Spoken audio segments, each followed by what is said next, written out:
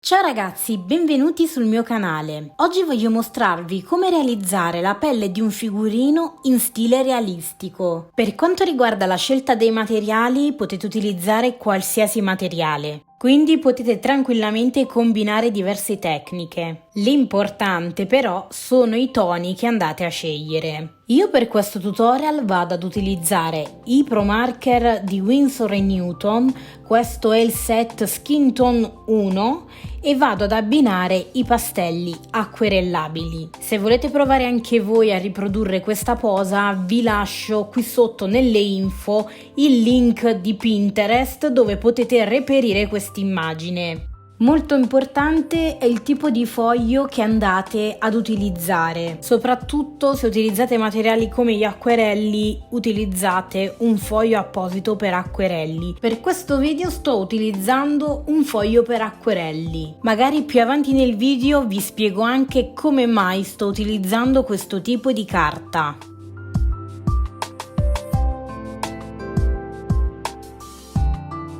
La prima cosa che dovete fare è quella di trovare le tinte più adatte al tipo di carnagione che dovete raffigurare. Fate delle prove di colore su un pezzo di carta. Se avete la possibilità di fare delle prove di colore sullo stesso tipo di carta su cui andrete a fare il vostro disegno, sarebbe l'ideale. Questo perché ogni tipo di carta ha una colorazione differente dall'altra e quindi quando si va a fare una prova di colore potrebbe risultare leggermente diversa. Infatti, come potete notare, il foglio, quello su cui vado a disegnare il disegno definitivo, è di un colore più giallino rispetto al foglio su cui ho disegnato lo schizzo. Comunque non preoccupatevi se non riuscite a fare una prova di colore sullo stesso tipo di carta, la cosa più importante è quella che riuscite ad individuare la tonalità più simile possibile a quella della carnagione che dovete raffigurare. Se utilizzate come me dei fogli a strappo,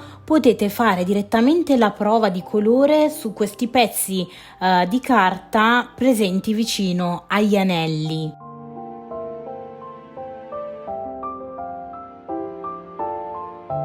Quando iniziate a fare le vostre prove con i colori, vi consiglio di mettere il codice opportuno ad ogni singolo colore in modo da poter poi individuare le tinte più adatte. L'ordine e la precisione vi consentiranno di lavorare al meglio senza dover impazzire a cercare le giuste tonalità. Volendo potete anche conservarvi questa tabella se la tenete tutta bella precisa, perché giustamente la carta che utilizzate è sempre la stessa, quindi se avete altri fogli non è che ogni volta dovete star lì a fare sempre delle prove colore, soprattutto se ritagliate dei pezzi di carta e sacrificate i vostri fogli.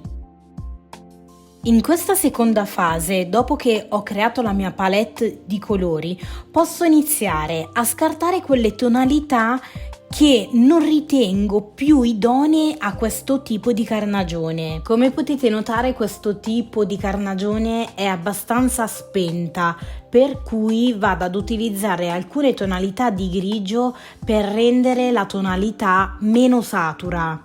Quindi vado ad aggiungere alla tabella colori queste due tonalità di grigio con il rispettivo codice. Secondo me queste due tinte di grigio si abbinano molto bene a questo tipo di carnagione. Per la prima stesura di colore decido di utilizzare satin e vado a stendere questa tinta in modo omogeneo su tutto il corpo.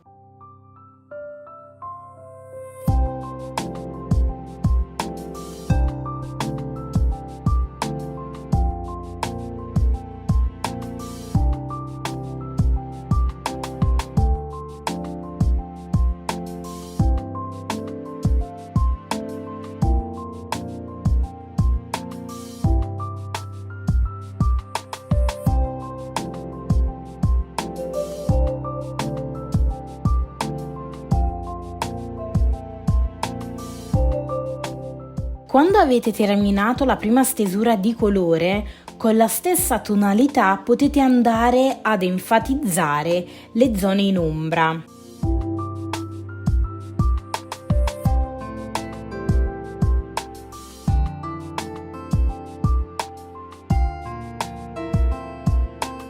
Molto importante è aspettare, far asciugare bene il colore per fare più strati di colore. Mentre aspettate che si asciughi, iniziate a colorare un'altra porzione.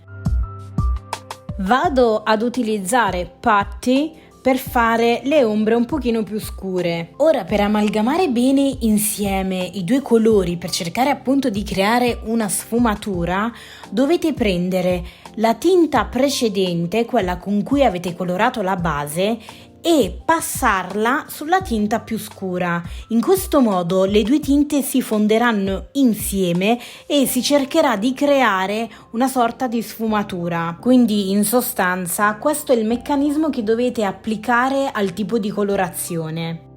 Come vi dicevo ad inizio video, sto utilizzando un foglio per acquerelli perché una volta mi è capitato per caso di dover utilizzare questo foglio e da lì sinceramente mi sono innamorata dell'effetto che danno questi pennarelli su questo tipo di carta. Ovviamente, essendo un tipo di carta apposta per l'acquerello, è ideale per quando si fanno tante stratificazioni con il colore. Quindi vi dico già da subito che se provate a fare questo tipo di lavoro su una carta molto sottile, si potrà anche bucare il foglio. Se non avete mai utilizzato i pantoni o i marker in generale, vi consiglio di fare delle prove su un foglio per cercare di capire come funziona questo tipo di pennarello e cercare di capire come poter stratificare al meglio. In questo modo sarete sicuri di non rovinare il disegno definitivo. La cosa importante è che quando colorate non mettete colore a caso, continuate a guardare l'immagine di riferimento per posizionare bene le ombre e le luci. Poi, anche se all'inizio non risulterà proprio uguale, l'importante è che ci assomigli. Vedrete che poi con tanta pratica ed esercizio man mano riuscirete a migliorare. Molto utili possono essere gli esercizi di colorazione su ogni singola parte del corpo umano. Ad esempio, scegliete una reference sulle gambe e vi concentrate a colorare solo quella parte del corpo umano. Magari vi consiglio di farvi un piano settimanale in cui dedicate ogni settimana ad ogni elemento. Ad esempio, una settimana la dedicate alle gambe, un'altra settimana ai piedi e così via. Un altro consiglio che posso darvi è quello di dedicare più tempo a quelle parti del corpo su cui vi sentite meno bravi. Quindi non evitatele, ma dedicategli più tempo. Ora aggiungo un terzo colore, vado ad utilizzare Dusky Pink. Con questo tono posiziono le ombre più scure. E sempre con satin creo la sfumatura. Quindi adesso vado ad utilizzare il terzo tono e lo miscelo con il tono di base.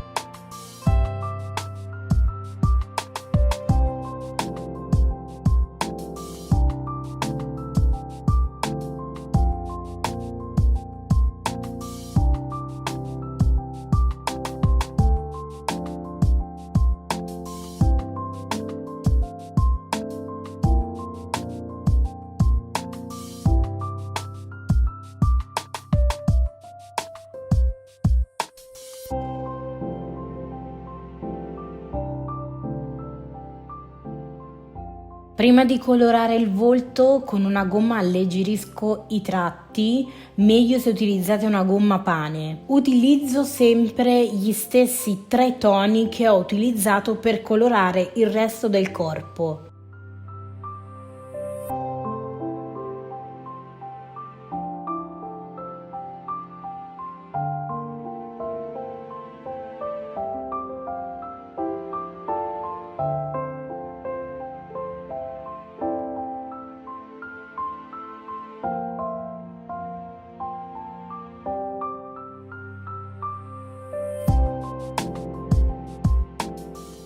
Utilizzo questa tonalità di grigio per intensificare alcune ombre dove le vedo più spente. Questo pennarello è presente nel set degli Uhu di 120 colori.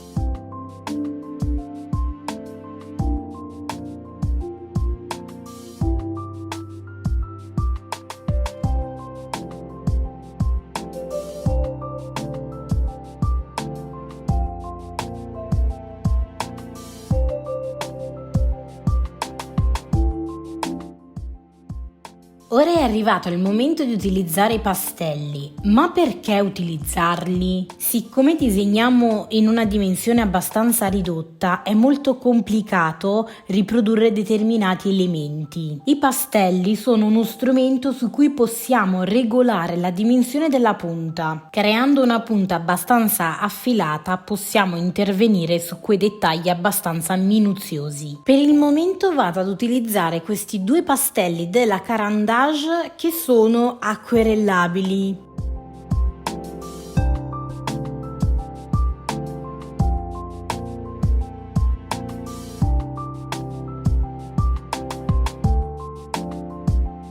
Per sfumare con i pastelli, invece, dovete prendere il pastello bianco e passare sopra al colore.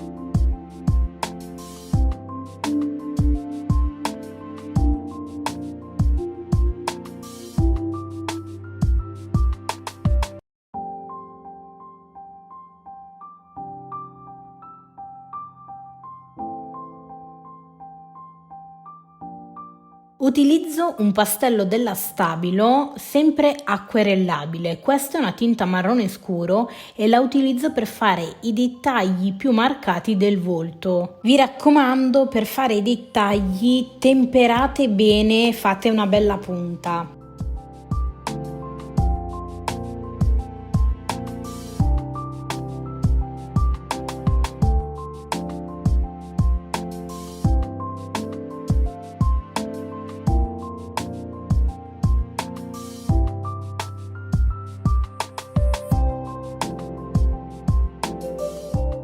Per realizzare i punti luce potete utilizzare un uniposca, questo ha una punta da 7 mm, quindi è abbastanza piccola. In alternativa potete utilizzare una penna in gel.